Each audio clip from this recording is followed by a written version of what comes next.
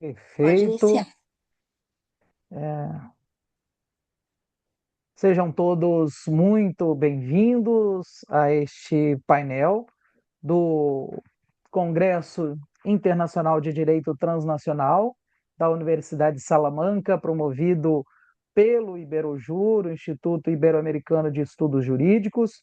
É uma imensa honra receber para vocês aqui. O painel número 9 é Direito Transnacional e Sociedade Global. E, enfim, é um painel que fala muito, né, com diversos aspectos aí, e principalmente com a própria ideia do nosso Congresso de Direito Transnacional, né? Comunica-se diretamente com ele. Nós vamos tecer maiores comentários sobre o trabalho ao final, até para a gente fazer uma gestão de tempo, para que todos tenham a oportunidade de apresentar os seus trabalhos, e esse é o objetivo principal dos painéis, né? E isso nos permitirá fazer uma melhor gestão do nosso tempo. Então, ao final, faremos comentários, eventualmente vocês terão uma oportunidade de conversar uns com os outros, se quiserem, trocar algumas informações, trocar meios de contato, né? E esse é o objetivo final aqui do painel especificamente. Então, nós vamos passar diretamente às apresentações. Qualquer questão vocês podem tratar diretamente comigo aqui pelo chat, qualquer inquietude, qualquer dúvida que tiverem. Vamos seguir a ordem das apresentações, tal qual estão estabelecidas aí. Se alguém tiver especificamente algum tipo de dificuldade técnica, e aí precisar da gente é, atrasar a sua apresentação, movê-la um pouco, né, para o final dentro da nossa grade aqui de programação, né? Por favor, fale comigo pelo chat aqui, mas não faremos isso se não for estritamente necessário. Bom, dando início então às nossas apresentações, eu gostaria de convidar, se ela estiver disponível aí já, a doutora Maria de Fátima Gonçalves Braga, da Universidade Portucalense, de Portugal, com a sua apresentação da competência internacional dos tribunais nacionais nas ações de responsabilidade civil extracontratual pela violação de direitos de personalidade. A doutora Maria de Fátima já está na sala, já está Sim, já disponível. estou disponível. Sim, Seja está muito a ouvir? bem-vindo, doutora, e a palavra é sua. Muito obrigada. Estão a ouvir-me bem? Ouvem-me bem? Perfeitamente, Ok, perfeitamente. muito obrigada. Antes de mais, muito boa tarde a todos. Muito obrigada ao senhor professor João Emílio Reis pela sua apresentação. As minhas saudações a todos os meus colegas de painel e um agradecimento, um cumprimento de praxe à Iberojur, que mais uma vez nos permite estes painéis de diálogo e de partilha dos nossos trabalhos. A todos, muito boa tarde e muito obrigada pela vossa presença. Se me der licença, vou então dar início à minha apresentação. Ora, efetivamente, este trabalho prende-se bem com a. Está bem vocacionado para a questão do direito transnacional, porque todo o trabalho deste trabalho de investigação tem a ver com situações plurilocalizadas, causas de pedir, são situações apresentadas aos tribunais com causas de pedir plurilocalizadas, que são frequentes e tanto mais frequentes quanto mais globalizado está o mundo e o nosso contacto com o mundo é cada vez mais fácil. Este congresso é um exemplo disso. Eu estou em Portugal, em minha casa, aqui com colegas do Brasil, de Espanha, e isso é uma realidade. Esta situação que se apresentou ao tribunal também normalmente as pessoas acham piada porque tem a ver com um jogador de futebol um jogador de futebol em Portugal, não sei se ele é português, mas é um jogador de futebol que trabalha, tem um contrato profissional de jogador de futebol em Portugal e que viu a sua imagem, o seu avatar ser utilizado por uma empresa americana que produziu um videojogo do futebol que utiliza a imagem de jogadores profissionais de futebol. E, portanto, há um jogador em Portugal que tem a sua imagem utilizada por uma empresa americana e que tem subsidiárias no mundo inteiro, onde o jogo é divulgado no mundo inteiro, é jogado no mundo inteiro e a imagem dele é utilizada e é vista no mundo inteiro. Ora, ele apresentou-se a fazer um pedido de indenização pela utilização indevida indevida, não autorizada, da sua imagem. E coloca-se a questão de saber que tribunal é competente para conhecer esta causa de pedir que toca vários Estados. A questão coloca-se essencialmente porque temos uma vigência simultânea de uma ordem jurídica interna e do direito comunitário, de uma ordem também comunitária. Em termos de direito interno, vigora a Lei de Organização do Sistema Judiciário Português e o Código de Processo Civil. Em termos de direito internacional e de direito comunitário, temos um conjunto de regulamentos, mas neste caso vamos prender-nos com a análise do Regulamento 1215/2012, que rege precisamente estas questões da competência judiciária em matérias civis e comerciais. Matéria civil extracontratual da violação de direitos de personalidade, que é aquilo que nos importa. Este regulamento europeu tem a preocupação de atribuir competência internacional ao foro do domicílio do demandado. Considera o foro do domicílio do demandado é considerada a regra geral de atribuição de competência internacional. Esta regra é complementada por alguns critérios alternativos que se podem justificar pela necessidade ou pela existência de um vínculo também forte entre a jurisdição e o litígio que estiver em causa. Na decisão que o Supremo Tribunal de Justiça tomou relativamente à competência, foi atendido essencialmente a jurisprudência do Tribunal de Justiça da União Europeia.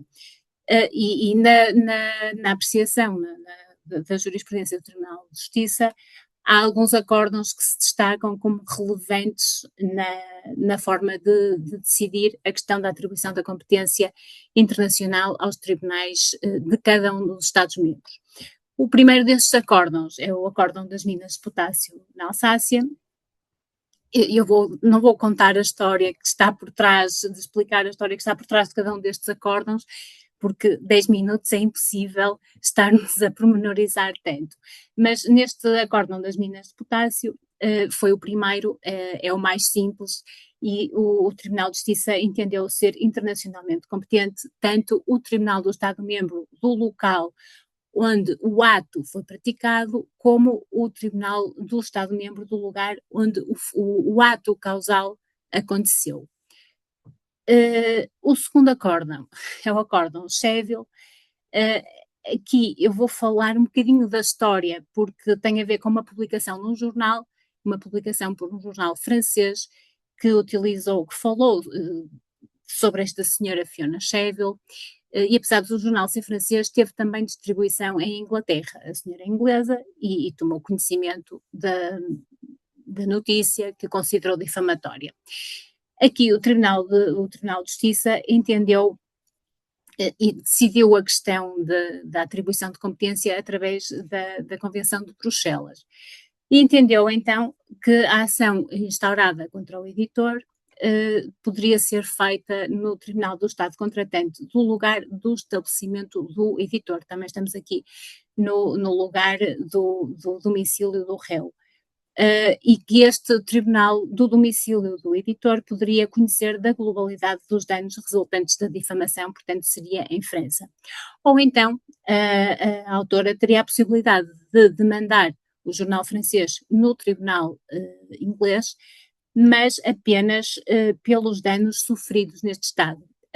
O que traz este acórdão de novo é que vai separar a possibilidade do autor pedir ser indemnizado pela globalidade dos danos, instaurar uma ação pela globalidade dos danos ou apenas pelos danos que foram sofridos no estado da sua residência. Temos depois o acórdão Marinari, o Acórdão Marinari tem a ver com um incidente bancário, também a história não é muito relevante, mas este acórdão teve a virtude de clarificar o conceito do lugar onde ocorreu o facto danoso. E, de acordo com este acórdão, opera apenas o lugar do dano direito. Não é possível haver um encadeamento de danos. De acordo com esta decisão, o conceito é o lugar onde ocorreu o facto danoso. E o último dos acórdãos que foi levado em conta e que releva em termos da matéria da definição da competência internacional dos tribunais dos Estados-membros é este acórdão Ideit-Martínez, que tem a ver com uma publicação de um conteúdo online. Este acórdão é relevante porque tem em conta, tem em particular atenção o facto, a ubiquidade dos danos sofridos em consequência de uma publicação online. O que é e ele entende que isto justifica a atribuição de competência ao tribunal onde o lesado tem o seu centro de interesses. E nesse tribunal pode pedir para serem conhecidas e ser indemnizado pela totalidade dos danos sofridos. Este centro de interesses é um conceito novo que surge com este acórdão Ideit-Martínez e que, no fundo, em princípio, vai corresponder ao domicílio do lesado, mas pode resultar de outros indícios, pode não ser necessariamente o domicílio, tem que ser, em regra será, mas tem que ser essencialmente onde houver um nexo particularmente estreito entre o lesado e o Estado-membro em causa. Ora,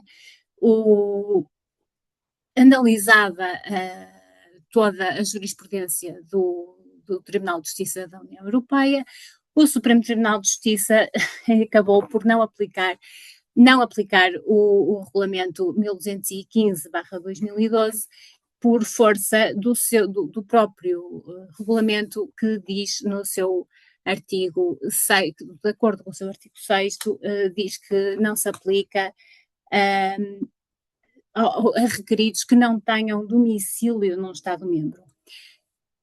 Assim, o Supremo Tribunal de Justiça fixou jurisprudência que se pode resumir e que consta do sumário do acórdão, que os tribunais portugueses são internacionalmente competentes nos termos do artigo 62, a linha B do Código de Processo Civil, para decidirem uma ação em que um jogador profissional de futebol que exerceu predominantemente a sua atividade em Portugal pede uma indemnização pelos danos causados pela utilização não consentida do seu nome e imagem nos videojogos FIFA produzidos nos Estados Unidos e divulgados no mundo inteiro. Ora, eu sei que já estou quase a atingir o tempo que me foi atribuído, mas só para dizer que este acórdão foi seguido de uma forma quase unânime pelo Supremo Tribunal de Justiça, como depois pelos tribunais da relação, sobretudo o Tribunal da Relação de Lisboa, que foi onde estas questões se colocaram com maior frequência. Portanto, pela aplicação das normas de direito interno, o Supremo Tribunal de Justiça decidiu que, tendo o autor o seu centro de interesses, é relevante toda a jurisprudência do Tribunal de Justiça da União Europeia, porque apesar do Supremo Tribunal de Justiça não ter aplicado o regulamento, seguiu ainda assim todos os conceitos e toda a definição de conceitos que resulta desta jurisprudência europeia. Portanto, tendo o autor o centro de interesses predominantemente localizado em Portugal, durante o período da violação dos seus direitos de personalidade, foi aqui que ocorreram os danos e logo entendeu o Supremo Tribunal de Justiça que são os tribunais portugueses que têm competência para conhecer da ação.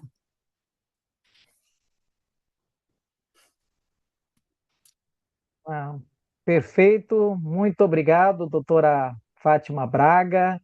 Obrigada eu.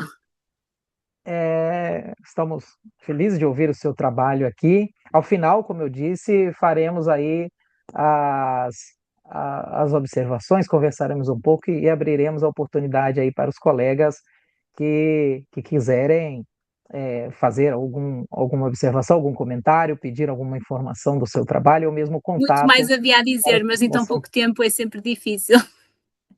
Sim, é um exercício, eu sei, para todos nós, né? É um exercício difícil. Aqui, sim, queremos falar das nossas pesquisas, Espolas são como se fossem filhos para nós, né? É mais ou menos, E- é, é verdade. é, então é muito difícil você fazer uma escolha epistemológica e metodológica para condensar isso em 10 minutos. Enfim, mas ao final vamos tentar retomar na medida em que tenhamos tempo. Vamos ver aqui. Vitória Gualberto Vaguetti se encontra na sala? Já se encontra? Na medida em que não se encontrar na sala, a gente vai enviando para o final da lista. Pode ser que o oponente, o apresentador, né, não esteja aqui no momento por alguma dificuldade técnica, algum problema técnico, né? Então a gente envia para o final da lista e faz uma nova chamada ao final, se, se a pessoa aqui não estiver, né? Vitória não se encontra. Deixa eu ver aqui o chat. Não, a Vitória ainda não se encontra. A apresentação dela aqui está informada como online. Vamos lá. Seguindo então, e depois então retomamos, fazemos uma nova chamada, né? Otávio Augusto Salum Pereira se encontra? Boa tarde, estou aqui. Perfeito. Então Consegue passamos me ver e me agora. escutar? Sim, te ouvimos e te vemos bem. Maravilha. Então, passamos agora à apresentação do Dr. Otávio Augusto Salum Pereira, da Université de Lorraine, da França, com o trabalho intitulado A Equivalência Funcional como Critério Interpretativo dos Acordos Previdenciários Internacionais. Doutor Otávio, fique à vontade, a palavra é sua. Bom, muito obrigado. Primeiramente, muito obrigado ao Instituto por me convidar para participar desse grande evento. Fico muito feliz. Obrigado a todo mundo que está nos assistindo. Vou agradecer todo mundo de modo geral, porque o tempo aqui é curto, como a doutora Maria de Fátima já falou, a gente tem 10 minutos para falar, foi o tema proposto para a gente respeitar aqui a ordem. Então, eu já vou começar no tema. Para quem não conhece meu trabalho, eu atuo bastante com direito previdenciário internacional. Tenho formação no Brasil, sou advogado no Brasil, tenho formação na França, estou falando da França agora, certo? E justamente eu escrevi esse artigo sobre a equivalência funcional como critério interpretativo dos acordos previdenciários internacionais. É um tema que eu particularmente gosto bastante. Atuo com acordos previdenciários e eu vejo que, na prática, muitas vezes a gente tem uma certa dificuldade com relação aos benefícios, que a gente pode aplicar, o que a gente não pode aplicar, porque às vezes tem uma diferença de nomenclatura, existe um mesmo tipo de benefício, mas a nomenclatura é diferente, eu já vou chegar no ponto para ser mais específico, então é por isso que a gente defende essa interpretação do direito comparado, que essa interpretação ela não seja literal, que essa interpretação ela busque seguir os objetivos, a proteção social efetivamente, porque quando a gente tem um acordo previdenciário, um acordo de seguridade social, é justamente para garantir a proteção social daquelas pessoas que trabalharam em mais de um país, correto? Uma pessoa que eventualmente trabalhou em 1, 2, 3, 4 países e não completou o tempo mínimo de contribuição, ou eventualmente precisa de um benefício previdenciário por incapacidade, essa pessoa pode fazer uso de um acordo previdenciário para que aí, então, consiga o seu benefício e tenha essa proteção social estendida, né? E também, como a doutora Maria de Fátima falou, com esse mundo globalizado que a gente tem hoje em dia, a gente acaba utilizando bastante esse tipo de instrumento, sobretudo na Europa, porque não é incomum que uma pessoa trabalhe eventualmente em Portugal, no Brasil, na Espanha, na Inglaterra, nos Estados Unidos, enfim, a gente está nesse mundo globalizado, muita gente trabalhando à distância, tá? Então, essa equivalência funcional que eu falo para vocês, que eu defendo, basicamente ela é uma comparação jurídica, tá certo?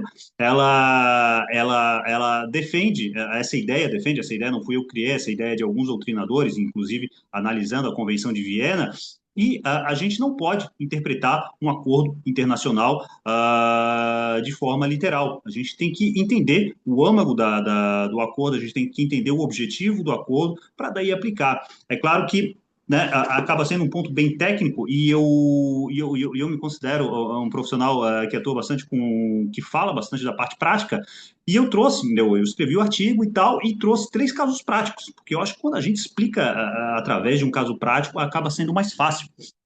Então, nessa parte da interpretação, eu queria trazer um exemplo para vocês de um desses 3 casos práticos que eu analisei, por exemplo, o acordo previdenciário entre Brasil e França, o acordo previdenciário entre Brasil e Espanha, que o Brasil, na verdade, tem um acordo bilateral, um acordo multilateral com a Espanha, e o acordo previdenciário entre Brasil e Itália. E é justamente desse acordo com a Itália que eu trago um exemplo para vocês. Por exemplo, todo tipo de acordo previdenciário, para quem não está acostumado, tem ali os benefícios que são previstos. Os benefícios clássicos para esse tipo de acordo previdenciário, pensão por morte, aposentadoria por idade e aposentadoria por invalidez. Alguns outros tipos de acordo, tipo Brasil e Alemanha, prevêem uma série de benefícios, por exemplo, aposentadoria especial, eventualmente no acordo com a França a gente tem o salário maternidade, então a gente tem uma série de benefícios. O que significa essa previsão? Sempre está ali no artigo 1º, artigo 2º, artigo 3º, quais benefícios fazem parte do acordo. O que é isso? Porque, por exemplo, se no acordo com a Alemanha está previsto a aposentadoria especial, eu posso, se eu não preencher os requisitos da aposentadoria especial no Brasil, eu posso pegar um tempo trabalhado na Alemanha, eventualmente numa atividade especial, juntar e aí conseguir essa minha aposentadoria especial. E a particularidade que a gente tem no acordo entre Brasil e Itália é que não existe, é um acordo ali, é um acordo um pouco antigo, mas ele prevê, claro, a pensão por morte, ele prevê a aposentadoria por invalidez, ele prevê a aposentadoria por idade, mas ele não prevê a aposentadoria por tempo de contribuição. E o que isso significa? Significa que no Brasil a gente tinha a regra de 35 anos para homem e 30 para mulher, hoje caiu, mas a gente tem as regras de transição. Além disso, a gente ainda tem as regras da aposentadoria por tempo de contribuição para pessoas que possuem algum tipo de deficiência, certo? Então, são regras que não exigem uma idade mínima, exigem apenas entre aspas, né, que a pessoa tenha trabalhado um certo tempo. Então, como eu falei, essa aposentadoria por tempo de contribuição, ela não está expressamente prevista no acordo Brasil e Itália. E já teve alguns casos de pessoas que tentaram utilizar o acordo no Brasil, por exemplo, olha, eu trabalhei 20 anos no Brasil e trabalhei 15 anos na Itália. E a justiça falou, não, você não pode somar esses 20 anos com os 15 anos, que seria a totalização, porque se você somar esse período, você vai estar tendo uma aposentadoria por tempo de contribuição, e esse tipo de benefício não está previsto no acordo ítalo-brasileiro. Só que aí a gente tem um detalhe, porque como eu falei para vocês, a aposentadoria por idade ela está prevista nesse acordo entre Brasil e Itália. E a Itália tem um tipo de aposentadoria que eles chamam de pensão antecipada. E o que significa essa pensão antecipada? Essa pensão antecipada significa que a pessoa pode vir a se aposentar, é uma aposentadoria por idade antecipada para eles. Porque a rigor, na Europa, de modo geral, pelo menos na Itália e na França, que eu estudo mais, não existem vários tipos de aposentadoria, como no Brasil. No Brasil, a gente tem aposentadoria especial, a gente tem aposentadoria por tempo de contribuição, aposentadoria por idade, aposentadoria por invalidez. São conceitos que a gente normalmente não tem na Europa. Não digo todos os países, mas normalmente a gente não tem. Uma aposentadoria por invalidez na França, por exemplo, não é uma aposentadoria por invalidez, é um seguro invalidez quando a pessoa fica ali aposentada, e quando ela completar a idade, converte daí para aposentadoria por invalidez, porque a rigor eles têm só um tipo de aposentadoria. E na Itália, eles seguem mais ou menos o mesmo critério. E aí vocês perguntam, o que isso significa? Já estou vendo meu tempo aqui tá querendo acabar. Então, o que isso significa? Significa o seguinte, para a Itália, não existe uma aposentadoria, não existe no ordenamento jurídico italiano a aposentadoria por tempo de contribuição. Existe uma aposentadoria por idade antecipada, na qual, se o homem tiver 42 anos e 10 meses de tempo de contribuição, ele pode se aposentar. Se a mulher tiver 41 anos e 10 meses de tempo de contribuição, ela pode se aposentar e não existe idade mínima nesse caso. Então, muito provavelmente, se a pessoa chegar no INPS, porque na Itália se chama INPS, se a pessoa levar um tempo de contribuição do Brasil para a Itália, para somar nesses 42 anos, o INPS vai aceitar. Eu, pelo menos, já tive cliente que comentou que conseguiu levar o tempo do Brasil para a Itália, vai lá, junta tudo e consegue. Só que essa aposentadoria por idade antecipada na Itália nada mais é do que uma aposentadoria por tempo de contribuição no Brasil. Vejam que os critérios são os mesmos, você tem um tempo mínimo, você tem um tempo X de contribuição, mas você não tem idade mínima. Então, na Itália, eles estão aceitando que você utilize o acordo para conseguir a aposentadoria por tempo de contribuição, que na verdade a nomenclatura é diferente, mas é o mesmo tipo de aposentadoria, e no Brasil, a gente tem decisões judiciais dizendo não. A aposentadoria por tempo de contribuição ela não está prevista no acordo. Mas como? Como que a Itália está aceitando e o Brasil não está aceitando? Por isso que eu falo para vocês dessa interpretação, dessa equivalência funcional, que é um nome bonito, equivalência funcional como critério interpretativo, mas nada mais é do que isso, claro, grosso modo eu estou resumindo bastante a coisa, mas nada mais é do que o ordenamento jurídico, o sistema de seguridade social italiano está aceitando um tipo de benefício através do acordo, a gente tem um benefício equivalente, mas a gente chama para a gente a nomenclatura é diferente, então a gente, quando eu digo a gente, o INSS, o Judiciário Brasileiro, não estão aceitando esse tipo de benefício, então a gente está tendo uma disparidade. E por isso que eu defendo que a gente não pode ter essa interpretação, não pode ter essa interpretação restritiva, não pode ser positivista ao extremo. A gente não pode esquecer, uma vez mais, que a gente está aqui falando de um acordo de proteção social, um acordo para defender os trabalhadores, de pessoas que trabalharam em mais de um país. Então, não é possível, tem alguns princípios no acordo, como o princípio da igualdade e tal, não é possível que a Itália esteja concedendo esse tipo de benefício e o Brasil não.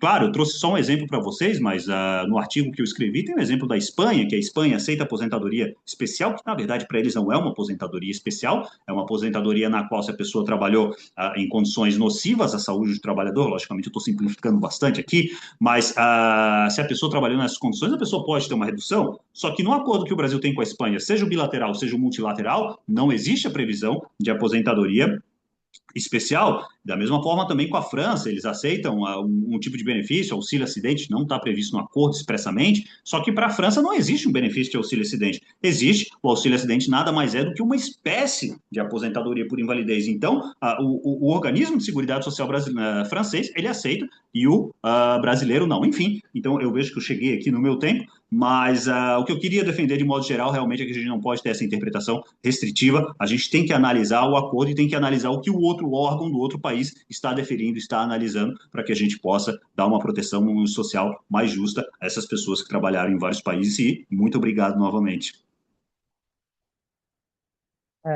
Doutor Otávio, muito obrigado, né?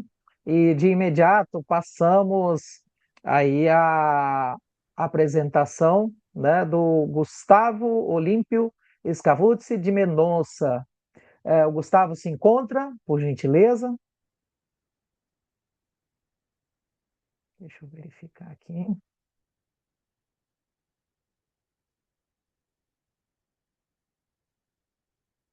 O Gustavo não está na sala no momento ainda, seguindo a mesma sistemática, ele vai para o fim da fila e ao final fazemos novamente a chamada, tá?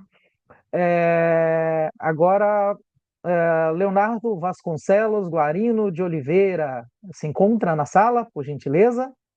Sim, sim, estou aqui, professor. Perfeito. Então, o doutor Leonardo Vasconcelos Guarino de Oliveira, da Universidade de Salamanca, Espanha, ele vai apresentar o trabalho El Derecho a la Intimidad de los Datos de Salud en el Derecho Español. Doutor Leonardo, fique à vontade para fazer a sua apresentação. A palavra é sua. Boa tarde a todos. Queria agradecer Berujura aí pelo congresso e aqui em casa, né? Aqui na Universidade de Salamanca. Sou aluno do doutorado de Direito Privado da Universidade de Salamanca.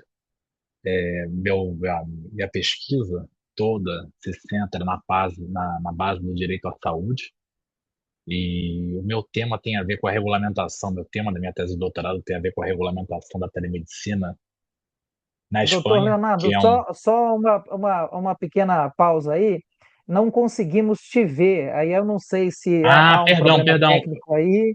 É, é, Não, se de fato não conseguimos te ver, Estranho. não Pois há é, era problema. Você para não vai deixar de apresentar porque não veja conseguimos te ver. Perfeito, apareceu. perfeito. Agora Desculpe, vemos. foi uma questão de configuração. Sem problema. Até porque a gravação vai ficar também aí para a posteridade, o registro do seu trabalho, né? Eu não sabia se Peço você estava com desculpas. algum problema Foi um técnico erro aí. técnico. De, de fato, você não iria ficar sem apresentar, mas eu senti a necessidade Sim. de avisá-la até para que a gente pudesse fazer Obrigado, o registro. professor. Mil Perfeito. perdões, fique à Nada, eu vontade. agradeço. Se quiser retomar, não será Então prejudicado no vamos. tempo. Então vamos lá. É, Então, como eu estava falando, o tema da minha tese de doutorado é justamente essa questão da ausência de regulamentação da telemedicina no direito espanhol, que é uma ausência bem grave. Não é uma ausência total, é uma ausência de uma regulamentação expressa. Inclusive, é um tema que está em debate em audiências públicas na Espanha, sobre pontos principais a serem abordados, né? Então, o trabalho aqui do Congresso vai ter relação com o direito à intimidade dos dados da saúde no ambiente espanhol, tá? Qual é o grande problema que a gente tem tido em âmbito mundial, tanto no Brasil, Portugal, Espanha, no mundo todo, com relação aos dados da saúde? Antigamente, né, 5, 10 anos atrás, a gente falava em proteção de dados de papéis em consultórios médicos que ficavam armazenados em armários, que era o ambiente da medicina. Hoje o médico ele tem que proteger os dados do paciente de uma forma mais ampla. A história clínica do paciente ela passa a ser digital. Ele começa a fazer consultas por telemedicina. Esses dados circulam por servidores, sistemas de informação e passam a ficar expostos a vazamentos, a hackers, a cyberataques e por aí vai. Então, são diversas formas de violação de dados sensíveis da saúde. Então, essa difusão de informações, que é algo muito benéfico em muitos pontos, passa a ser muito prejudicial, ou melhor, muito arriscado para os pacientes e para os profissionais da saúde como um todo, porque o médico quando o médico é dono de uma clínica e está realizando um atendimento daquele paciente, ele é o único responsável por toda a cadeia daquela relação médica. Então, ele é o responsável pelo atendimento, pelo erro médico eventual e pela tutela desses dados. O ordenamento espanhol ele faz essa proteção dos dados em camadas, né? Ele passa pela Constituição, tem o Regulamento Geral de Proteção de Dados e tem a Lei Orgânica de Proteção de Dados Pessoais e Garantia de Direitos. É como seria a LGPD brasileira, tá? Seria a LOPD-GDD espanhola. Então seriam essas três camadas, mas especificamente na medicina a gente tem uma ausência. A gente tem a lei da autonomia do paciente, que é a Lei 41 de 2002, mas tem uma falha aí, tem uma falta aí, justamente por ser algo recente. Portugal também não está muito à frente. O Brasil está um pouco mais avançado nessa regulamentação, já tendo uma regulamentação própria, tá? Então, o ponto central aqui dessa discussão é que a regulamentação interna espanhola, ela depende muito da regulamentação europeia. Então, o RGPD, o Regulamento Geral de Proteção de Dados, acaba tendo uma presença muito constante no ordenamento interno, algo que precisa ser um pouco contrabalançado aí, entendeu? E aí, o que a gente tem aí nessa questão da tutela à intimidade? A gente tem a questão do balanceamento de direitos fundamentais, como o direito à intimidade, o direito à informação, essa difusão de informações, a telemedicina, ela é muito benéfica para acessar populações em diversos lugares, em áreas rurais. Tem muitos artigos científicos falando sobre isso. Na, na Espanha e no Brasil mais claro ainda, com populações ribeirinhas no interior do Amazonas, por exemplo, e por aí vai. Então, assim, a gente tem uma grande benécia aí com relação a essas novas tecnologias, mas a gente tem um grande problema a ser regulamentado e protegido, que é essa questão do vazamento de dados, tá?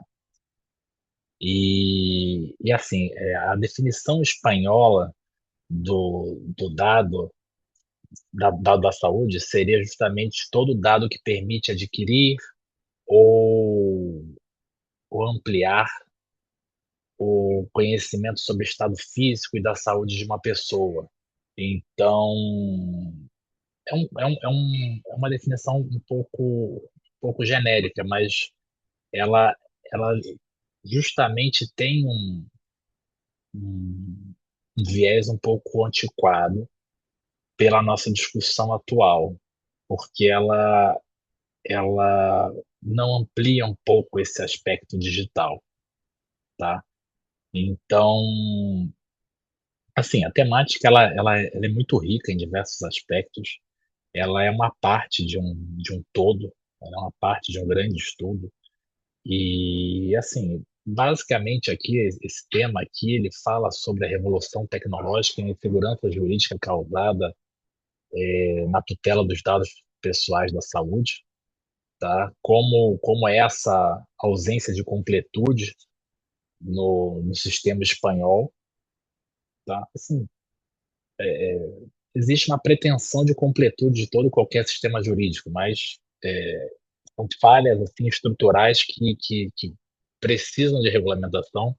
O, o espanhol não gosta muito de ouvir isso de um brasileiro, isso acontece bastante, mas é uma realidade.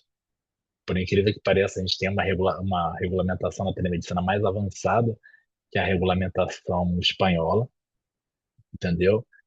E é isso, assim, é um tema que está no centro de debate na Espanha atual, isso é super recente, a gente está falando de audiências públicas de agora, de abril de 2026, e a ideia é enriquecer mesmo o debate e fortalecer essa tutela dos dados da saúde e principalmente da intimidade do paciente aí no âmbito da medicina e da telemedicina no ambiente espanhol.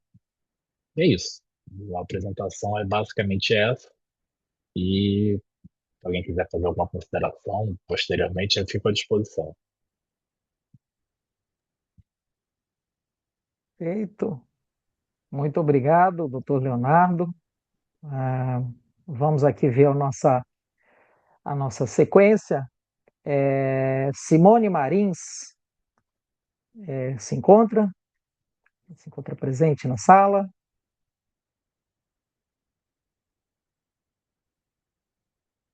Bom, parece que não. Então, acredito que seguindo a ordem aqui, e a apresentação a ser feita aqui é a minha, né? Um minutinho, que eu vou abrir aqui o meu trabalho. Não vou apresentar, porque é só apresentar a diapositiva, até porque 10 minutos isso complica um pouco, né? Bem, mas enfim, para falar para vocês sobre o meu trabalho e procurando falar bem rapidamente, né? Até para, enfim, não desrespeitar aí a separação, né, entre a função de moderador, de coordenador do debate e também de apresentador no mesmo grupo. Eu sou o professor João Emílio de Assis Reis, sou do Instituto Federal de Educação, Ciência e Tecnologia do Rio de Janeiro, no Rio de Janeiro, e as minhas investigações, em geral, né, elas são investigações que buscam unir, juntar o direito privado e o direito ambiental, né? Eu sou professor concursado na área de direito empresarial e desde o início da minha carreira eu dou aula na área de direito privado, mas a minha pesquisa ela sempre teve essa interseção com o direito ambiental, com questões relativas à sustentabilidade.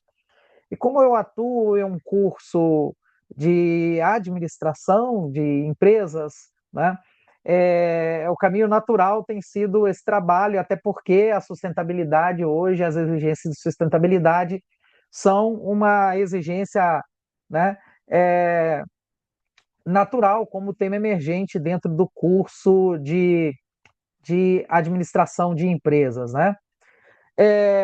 O que é importante trazer aqui sobre o meu trabalho é que, especialmente no século XX, né, essa relação entre empresa e sociedade, ela começa a mudar, né? Assim como a concepção do papel da empresa. Então, aquele modelo empresarial, né, voltado exclusivamente, ou pelo menos excessivamente, para a obtenção de resultados econômicos, sem uma preocupação com os impactos decorrentes da sua atuação, digo, os impactos sociais, ele passa a ser objeto de questionamentos, né? E isso ocorre por vários motivos, né? Tanto em razão da transformação do perfil do cidadão, né? Que se torna mais crítico com a melhora dos níveis de escolarização, né? No mundo, de uma forma geral, em alguns lugares mais, outros menos, mas, de uma forma geral, o cidadão se torna mais escolarizado, né? Isso faz com que ele se torne mais crítico e também mais informado, né? Em razão da própria melhoria, né, dos meios de informação que a gente tem, né? E também, por outro lado, nós temos o quê? Nós temos a concepção, né, e a compreensão cada vez maior de que a forma do mundo produzir e consumir até então são insustentáveis, né? Isso, essa percepção que se torna muito forte ao longo dos anos 70 e culmina com a produção, né, do relatório Brundtland, na década de 80, né, o nosso futuro comum, são especialmente marcantes, né? Então, nesse contexto, os resultados econômicos deixam de constituir o único parâmetro de avaliação da atividade empresarial, passando a coexistir com novas demandas sociais, ambientais, éticas, né?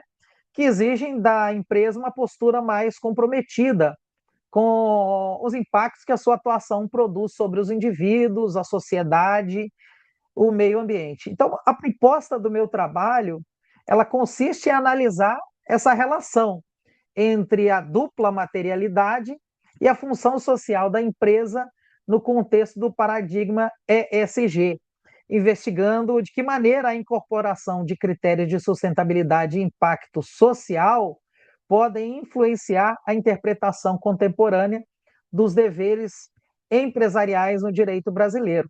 A minha investigação ela parte da constatação de que a crescente relevância da agenda ESG vem promovendo transformações significativas na governança corporativa e na regulação empresarial, especialmente a partir da consolidação do conceito de dupla materialidade no âmbito internacional, especialmente no âmbito da União Europeia, né? O objetivo geral do estudo consiste em verificar se essa dupla materialidade ela pode ser compreendida como instrumento de concretização da função social da empresa, ampliando o conteúdo jurídico dos deveres corporativos para além da lógica tradicional, centrada exclusivamente na maximização do lucro e na tutela dos interesses acionistas, né? Sabemos que esse conceito de função social no direito privado, né, que vem se constituindo a partir do Estado social, ele é um conceito aberto, né? Então, quando falamos em função social da propriedade, quando falamos em função social do contrato e mesmo função social da empresa, é um conceito aberto que vai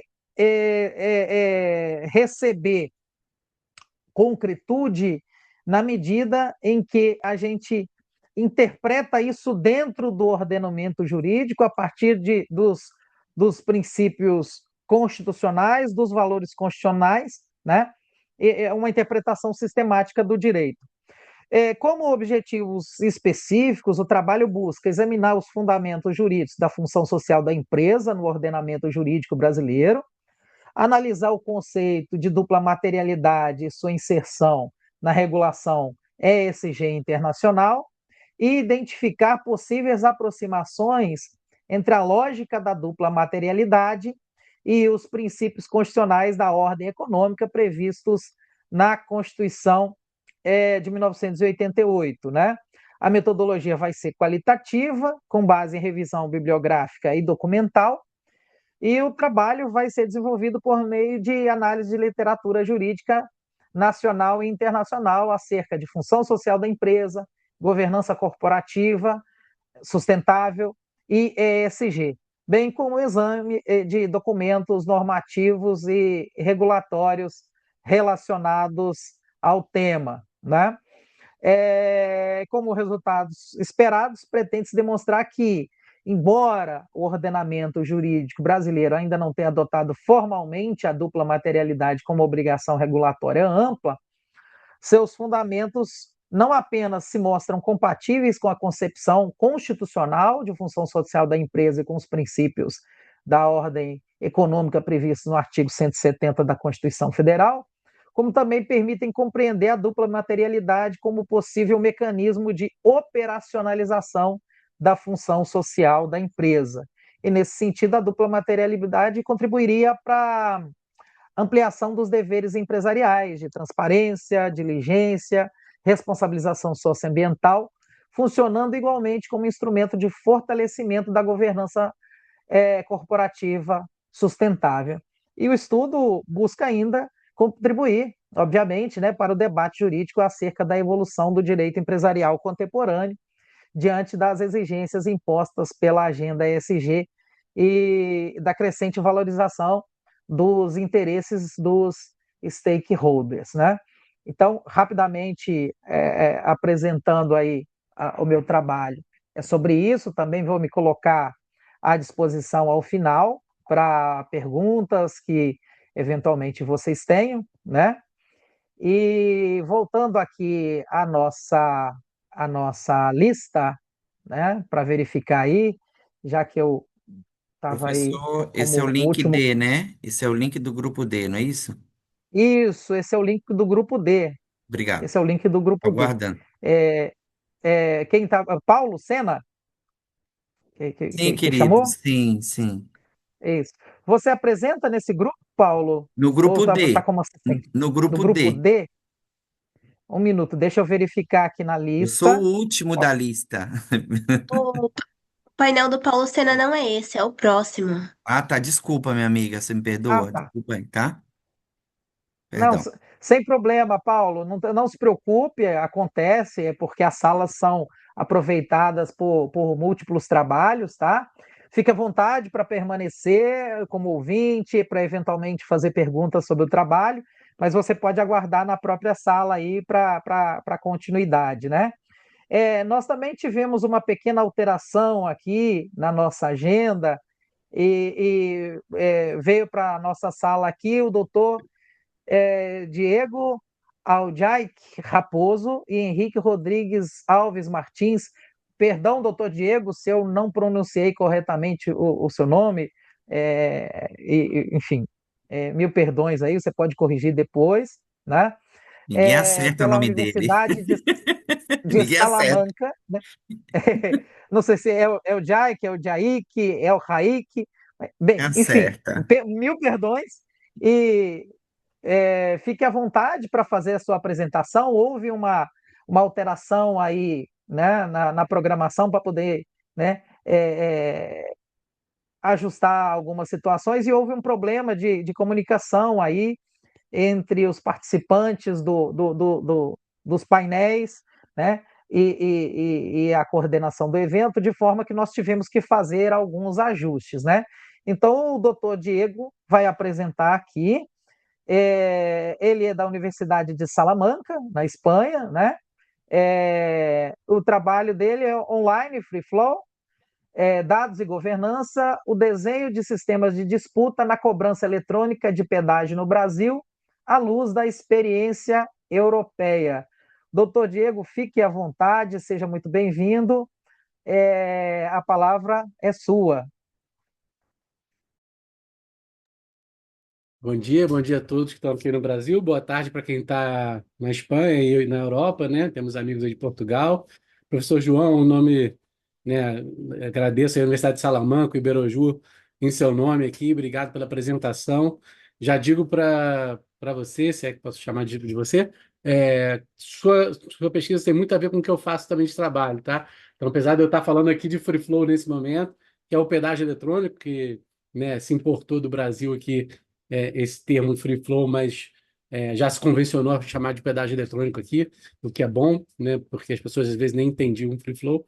Mas tem muito desse estudo. O meu trabalho é desenvolvido, né, profissionalmente na área de mediação de conflitos socioambientais. Minha tese no doutorado de Salamanca é sobre responsabilidade civil extrajudicial nas empresas, né, socialmente que criam, né, que passam por algum evento danoso. Então, depois, se a gente puder trocar umas figurinhas, será um prazer aí e uma grande honra. Os demais colegas, então, obrigado. Eu me chamo Diego, eu falo aqui do Brasil, hoje estou em São Paulo. Sou advogado, sou mediador, trabalho como ouvidor também e tenho como experiência o trabalho desenvolvido com o design de sistemas de disputas, né? E a ideia do nosso trabalho aqui, meu e do Henrique, o Henrique não pôde estar, pediu desculpa, inclusive, fazer um olhar sobre o que se convencionou chamar de pedágio eletrônico, né, que um pouco mais na implementação dele no Brasil, eventuais benefícios, eventuais dificuldades, à luz de uma análise prática vivenciada aqui, e também um trabalho empírico e também atrelado à parte de estudos técnicos e operacionais e doutrinários aqui também, né? Então, assim, o Free Flow, o pedágio eletrônico, ele pode realmente, né? Ele vem ao Brasil nesse momento, é recente aqui, apesar da Europa já estar usando ele há mais tempo, e ele visa, sim, claro, né, trazer uma mobilidade urbana melhor, mais fluida, mais eficiente e, por que não, como, né, se implementa, mais sustentável, né? A questão da frenagem dos carros, diminuição, do gás carbônico que se usa com aceleração e freio, tudo isso é relevante na construção do que se convencionou chamar de pedágio eletrônico.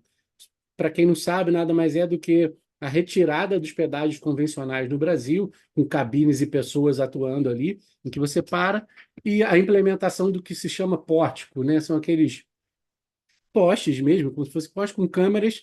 Essa câmera, essa tecnologia vai tirar uma foto do seu veículo, se ele tiver isenção ou não, fazer essa análise e enviar para você pagar o pedágio. E, obviamente, né, como tudo que é novo e envolve tecnologia, isso traz inúmeros benefícios e, ao mesmo tempo, uma acomodação necessária, né? Uma acomodação necessária para o cidadão, para a comunidade, né? E o que a gente percebeu aqui é que essa cobrança, antes que era física, traz alguns dificultadores, trouxe alguns dificultadores ao longo do tempo, né? Então, o que a gente percebe, né? Que a ideia central da orientação é: quanto menos visível for a cobrança, mais transparente, explicável, confiável tem que ser o sistema que a sustenta, né? Porque a sociedade para de ver aquela pessoa, né? Ela para de perceber quando ela é cobrada, quando que ela passou num poste. Então, imagina que 100 quilômetros, né? O Brasil enorme, você numa viagem longeva de 8 horas, quantos postes você passou? Quantos pedaços você está devendo? Como que você faz para pagar, né? E numa situação prática aqui no Brasil, para vocês entenderem a dinâmica que acontece, que é um grande desafio, primeiro, grande desafio, tecnologia, acertos e erros da tecnologia de captação de imagem, de pagamento, onde a pessoa paga, é no site do órgão fiscalizador, é no site da empresa que faz a operação, a pessoa que tem que entrar no site, pô, então você está me dando um trabalho, eu que antigamente era só pagar ali, agora eu tenho que entrar num site, eu tenho que parar em algum lugar.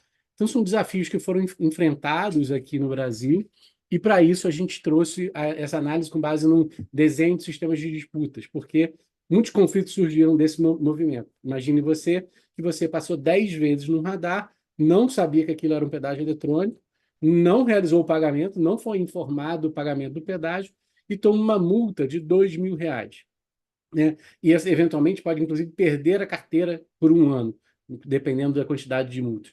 E isso pode levar a processos judiciais em massa e, por outro lado, caso a empresa concessionária da rodovia tenha emitido uma multa que não devia, por exemplo, a pessoa pagou ou aquela placa foi mal captada pela tecnologia e a pessoa teve um erro, a empresa é responsável e paga uma multa de R$ 60.000.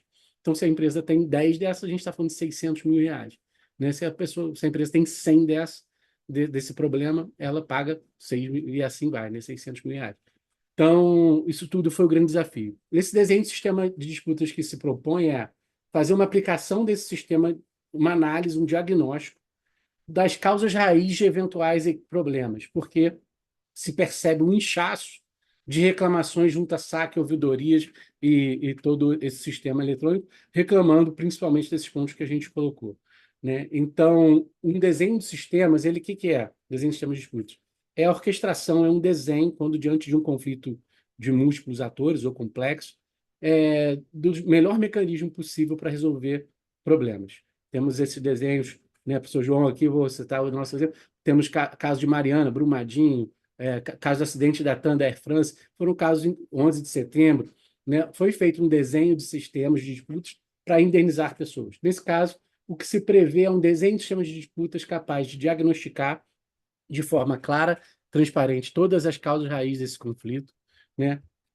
Girando, né, depois desse diagnóstico, entender movimentos necessários por parte das empresas de tecnologia, né, empresas concessionárias, no sentido de dar transparência, visibilidade, né, cuidado, atenção, e entendendo o diagnóstico, buscando soluções. Porque, na prática, erros acontecem. Né? Temos placas clonadas, temos dificuldade de pagamento, né? Temos, né, a escalonagem do conflito. Né? Então, a pessoa tem uma placa clonada, ela foi multada, ela liga para o saque não sabe explicar, às vezes é uma operação via robô, né? O robô não conduz aquela conversa da maneira mais adequada. Então, todo esse desenho de sistema de disputas visa diagnosticar, tratar e cuidar desses problemas que, da noite para o dia, podem ser 10 processos e virar 1.000, porque ele é a constância, né, da comunidade ali, daquele agente público e do próprio quilômetro que passa esse tudo. Então, a gente percebe que a governança de dados, nesse caso, vai influenciar diretamente na transparência, na capacidade de explicar, de elaborar molduras, né, com empatia, assertividade, capacidade técnica para as pessoas, para o indivíduo, para a sociedade, sempre de maneira a possibilitar a contestação, né, um segundo grau de análise daqueles dados, a responsabilização necessária, né, claro, com proteção de dados e toda a estruturação de mecanismos que permitam demonstrar a origem, o cálculo, o processamento, a cobrança. Então, a necessidade de que isso seja implementado não com uma forma tão célere, mas sim muito mais adequada à transparência, ao cuidado e à excelência técnica dos aparatos tecnológicos que estão fomentando e atuando ali junto. Né? Com isso, soluções podem ser gerar, né, melhoria e treinamentos para ouvidoria, saque, robô, organizar melhor as molduras. É possível a construção de uma sala de prevenção e consenso, que vai ter pessoas da coordenação de áreas jurídicas, técnica, regulatória. Imagina que uma empresa tem caminhões com 80 caminhões e passou por aqueles pedágios mais de 2.000 vezes. Né? É um caso específico, é um caso emblemático. Quem vai tratar isso dentro das companhias?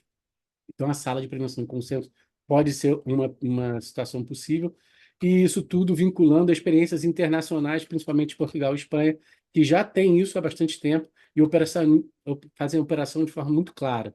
Né? A justiça procedimental e experiência do usuário tem que estar incorporada aos princípios da justiça procedimental, os canais de atendimento, desenvolvimento de respostas claras, objetivas, né? Redução de uso e respostas excessivamente padronizadas, né? A gente sente muito a questão da robotização do canal, isso ainda é um grande problema, né? Nessas estruturas, e estruturar esses canais de modo que sejam acessíveis ao público e diminuir, assim, a imensidão e a enxurrada de processos judiciais que podem vir tanto do agente regulador, tanto dos usuários.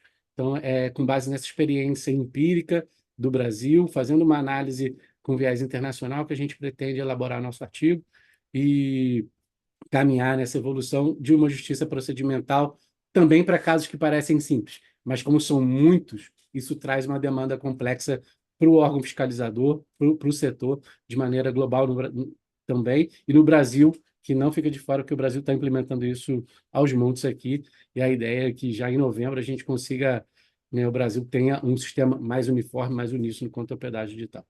Essa é a nossa contribuição, agradeço a todos, fico à disposição também, professor João, obrigado. Obrigado a todos aí e seguimos. Perfeito, muito obrigado, doutor Diego. Vamos fazer aqui a verificação agora dos apresentadores que não estiveram aqui na sala, para que tenham a oportunidade de apresentar, né? A gente sabe que essa dinâmica de apresentação online, ela traz muitos benefícios, permite, por exemplo, né? Que o doutor Diego está em São Paulo, eu estou aqui no Rio de Janeiro, os colegas que estão aí em Salamanca ou estão em Portugal possam fazer as suas apresentações, mas também, por outro lado, traz esses desafios técnicos, muitas vezes, né? O sinal da internet, a disponibilidade de rede, enfim. Então, para dar continuidade aí, eu pergunto se a Vitória Gualberto Vaghetti se encontra na sala. Doutora Vitória, se tiver, pode se manifestar. O doutor Gustavo Olímpio Scavuzzi de Mendonça, se ele se encontra na sala. E a doutora Simone Marins, Universidade de Direito de Lisboa, se ela se encontra na sala. Se algum dos colegas se encontra na sala, pode se manifestar para se apresentar. Enquanto isso, eu gostaria de convidar os colegas que apresentaram, que estão na sala, a, se quiserem, deixar os seus contatos no chat, para que os assistentes possam contactá-los, ou colegas que também apresentaram, mas que as pesquisas lhes interessem. Eu vou informar aqui o meu e-mail, né? Se alguém quiser me contatar, se interessa pela minha pesquisa, tem interesse de alguma forma em conversar sobre o tema, eu estou à disposição, né? Então, eu já informei aí no chat, quem quiser fazer, também pode fazer, tá? Enfim, invito a los ponentes a compartir sus direcciones de correo electrónico. En caso de algún asistente desee ponerse en contacto con ellos, y animo a los asistentes a contactar a los ponentes si sus investigaciones son de su interés.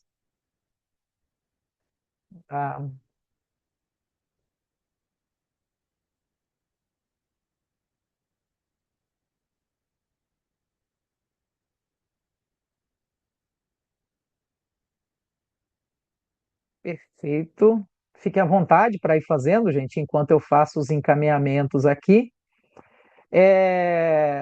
Enfim, tivemos aqui apresentações, né, muito interessantes, né? As apresentações realizadas, elas demonstraram a, a riqueza e a atualidade, né, do direito transnacional como campo de pesquisa, e evidenciaram como os desafios contemporâneos exigem soluções jurídicas cada vez mais abertas ao diálogo, né, entre as diferentes áreas do direito, entre as diferentes ciências com o direito e mesmo os diferentes ordenamentos jurídicos, né, e atores internacionais. A gente teve a oportunidade de ver coisas muito interessantes, né? Diferentes prismas de ver o direito, diferentes temas ao longo desse painel. E acho que a gente pode refletir sobre temas relacionados à proteção de direitos fundamentais, à cooperação internacional, né, a mobilidade de pessoas, a circulação de dados, enfim. novas formas de trabalho, proteção social, responsabilidade social das empresas e as transformações das sociedades contemporâneas. Embora seja assim, sejam abordagens diferentes, né? Todos os trabalhos reafirmam a importância. Eu acho que essa é a questão fundamental, né? A importância de um direito que seja capaz de responder aos fenômenos globais com responsabilidade, cooperação e compromisso com a dignidade humana e a justiça, né? Eu acho que essa é a grande questão, né? Os desafios não param, né? A realidade se transforma e o direito precisa atender essa realidade, né? A função social do direito se cumpre quando ele consegue atender essa realidade, é, proporcionando, né, numa visão de direito global e contemporânea, que todos, né, possam ter uma boa vida, né, possam ter uma vida digna. É, então, nós podemos ver sob diversos prismas, diversos ângulos, situações que distintas, né, de proteção de direitos, de políticas públicas, de novas realidades que o direito tem a enfrentar, ou mesmo velhos problemas que ainda não foram resolvidos, mas que exigem novas formas de pensar, né? E eu acho que isso que enriquece o debate. Então, pedir aos colegas aí que informassem aí os contatos para que quem se interessar possa aí conversar e encorajo aqueles que assistiram, né, que possam fazer os contatos aí.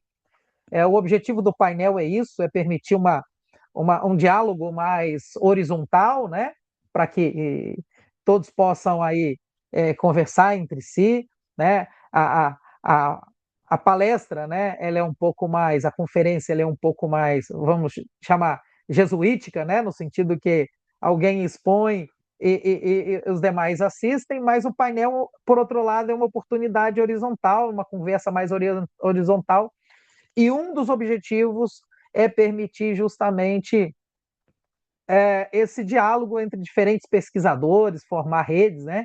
O objetivo do Iberoju é isso. Então, já encaminhando aí para o final, eu gostaria muito de agradecer uma vez mais a todos que estiveram aqui presentes, aos participantes pelas suas maravilhosas contribuições ao debate, né? Gostaria de agradecer também aí a organização do 5º Congresso Internacional de Direito Transnacional por não apenas me permitir ou coordenar esse debate específico aqui, mas pela oportunidade mesmo desse rico encontro, né, acadêmico que a gente teve aí. E o Iberoju vem, né, devo dizer, contribuindo aí maravilhosamente com a sua função, né, de fazer essa ponte aí dentro do mundo ibérico, né, ibero-americano, né? Quando digo né, ibérico, digo também, né, todos aqueles países que têm as suas raízes na cultura ibérica, né? Portugal e Espanha, né? De certa forma, concentra um pouco isso, de onde começou tudo, né? Estamos aqui hoje na Universidade de Salamanca, né? Tive a oportunidade de fazer o meu pós-doutorado na Universidade de Salamanca, e junto com Coimbra, né, são as universidades que são as mães, né, do direito construído no Novo Mundo, né? Brasil, Argentina, México, Colômbia, enfim. E eu acho que o Iberojur vir para Salamanca tem um significado muito especial por conta disso, né? Salamanca, a Universidade de Salamanca começa antes de falarmos, né, em Portugal e Espanha como conhecemos hoje, né? Enfim, e eu acho que essa ponte é cada vez mais importante, né? Temos a doutora Fátima de Portugal, né? Precisamos estreitar esses laços cada vez mais, né? Entre Brasil, Portugal, assim como com Espanha, Espanha com os países, né? De hispanohablantes da América do Sul, todos nós juntos, né? Porque essa colaboração ela é fundamental para a construção, né, de um direito que atenda aquilo que o direito deve ser, né? Então, agradeço a todos vocês, muito agradecido a todos vocês, agradeço especialmente ao Iberoju, né, por nos proporcionar essa oportunidade, por exercer essa atividade que ele se propõe a fazer na pessoa do doutor Fábio Veiga, né, o presidente do Iberoju. Agradeço também a nossa colega que está na parte técnica aí também, né, por toda a assistência, por o seu imenso profissionalismo e atenção conosco. Foi muito bacana a forma como tudo foi conduzido, né? Então, me despeço de todos vocês, agradecendo uma vez mais e abro a palavra se alguém quiser, né, dizer alguma coisa, se alguém quiser fazer alguma observação, alguma pergunta, fique à vontade, o momento é agora. Quiser fazer alguma observação? É muito interessante, professor, essa ideia de. Aliás, o senhor esqueceu, né? Eu estou nos Estados Unidos, eu não estou na Espanha nem em Portugal, né? Ah, É, perfeito, desculpe, é que eu me orientei Normal. pela lista de apresentações, Tranquilo, mas tranquilo, é, mas seja até, bem-vindo. Mais é, um para isso para conta é sim, ótimo. sim, o Fábio adora, né? E o Beroju também, né? Mas a gente coloca, na verdade, assim, quando você ouve a arguição do professor Diego, que eu tive a honra de ter uma aula dele no mestrado, né? E ele é um carioca com nome complicado, né? Não é o José Souza, né? José da Silva, é quase o nome polonês. Mas, assim, tem uma coisa muito instigante na questão da área, na área de vocês dois que batem uma com a outra, né? Que é a questão de entendimento entre as áreas ambiental e área constitucional e área penal, né? Vocês surfam entre três áreas que uma parece que estão indo para o mar e estão voltando com a mesma prancha de surf, né, na mesma praia. Mas, na verdade, o tema de vocês é um tema muito mais extenso que 10, 20 minutos, né? Para a compreensão de quem lê direito internacional, para quem busca direito ambiental, né? Porque direito ambiental não faz parte só do métier espanhol, português ou brasileiro. É um problema mundial, é uma dificuldade muito grande, né? Por exemplo, no meu mestrado aqui, as pessoas têm um pouco de dificuldade de entender o que é direito ambiental. O que é direito ambiental, né? Ainda se tem isso no meio acadêmico americano, uma dificuldade de entender até onde vai o limite da compreensão racional do que é direito ambiental, né? É as cadeiras da universidade do mestrado que menos tem professores, onde eu faço mestrado hoje, aqui. E eu explico sempre, eu sou o ambiente, eu estou o ambiente, né? Nós somos o ambiente. O meio ambiente não é a árvore que está do lado de fora. O ambiente somos nós. Nós somos líquido, né? Nós somos água, né? E o Diego, apesar dele trabalhar muito com conciliação, ele também vai muito para a área penal. Ele bate muito nessa questão de que entender o óbvio é não entender absolutamente nada, é dizer Voltaire, né? É a minha análise em relação à fala de vocês dois, né? A interpretação lógica e racional do que seria direito ambiental, do que seria incluir ele dentro do direito penal e direito constitucional do Brasil. Essa é a minha fala. Obrigado. Muito obrigado, Paulo, por sua contribuição. Eu creio que eu acho que eu creio que a principal contribuição, na verdade, desse congresso, um congresso internacional discutindo direito transnacional, seja isso, né? Levar outras experiências, levar experiências diferentes, né, para outros espaços. Na medida em que o mundo se globaliza, né, seja pela economia, seja pela maior interação tecnológica que nós temos, né, novos problemas vão surgir, né?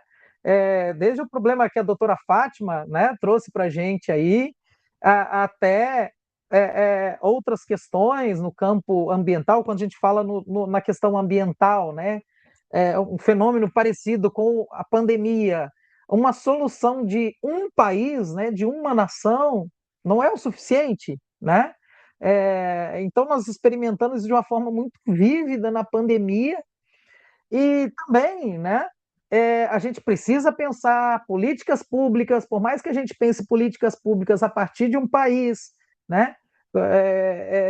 Enfim, com a mobilidade de pessoas, né? Enfim, até para que o direito responda aos seus desafios, a gente precisa, de alguma forma, também fazer com que se converse sobre essa mobilidade de direitos, né? Quando se fala também em mobilidade de pessoas. Eu acho que a sua fala ela chama atenção para uma questão muito importante, que é esse desafio, né? De aprendermos com a vivência do outro, com a oportunidade de ver o outro fazendo, né? Então, essa dificuldade, por exemplo, de entender o que é direito ambiental. No momento que o desafio da sustentabilidade está como está, é fundamental, né? E assim, né, não querendo puxar a Pergunta. sardinha para o lado especificamente do direito ambiental, Ah, mas isso se dá no é. aspecto previdenciário, contratual, no aspecto de serviços públicos, né? Enfim, O mas que sou para finalizar agradeço a sua muitíssimo a sua fala, contribuição. para finalizar a sua fala, a pergunta que eu fiz ontem numa palestra sobre direito do meio ambiente e economia sustentável foi assim: nós não entendemos o que quando o senhor fala sobre direito ambiental. Eu falei, tá bom, o ar-condicionado está ligado e vocês estão a 52 graus de calor numa cidade que faz 9 graus abaixo de zero no mês de dezembro. Esse é o meio ambiente destruído e acabado de vocês. Eu respondi a pergunta Exatamente. com a própria convivência. Obrigado. De fato, inclusive com o consumo de energia, né, que é feito por essa climatização que terá outros impactos futuros, né? Enfim, de fato, é isso. É isso. Bom, gente, eu vou encerrar por aqui, até porque a sala vai ser aproveitada em nova conferência, né? Em novo painel, melhor dizendo, né? Que no caso aqui vai ser um painel. Agradeço muitíssimo a todos. Doutor Diego, vou fazer contato contigo, né? Para que possamos conversar aí, trocar algumas figurinhas. Me coloco à disposição aí também, de todos aqueles que quiserem falar comigo. E foi um imenso prazer estar aqui com todos vocês. Aprendi muito também. Espero poder em breve ler as pesquisas de vocês na publicação do Iborujú. Então, fica aqui a minha saudação a todos e o meu agradecimento, né? E o desejo de sucesso a todos vocês aí. Já vou pedir aí para a técnica encerrar, né?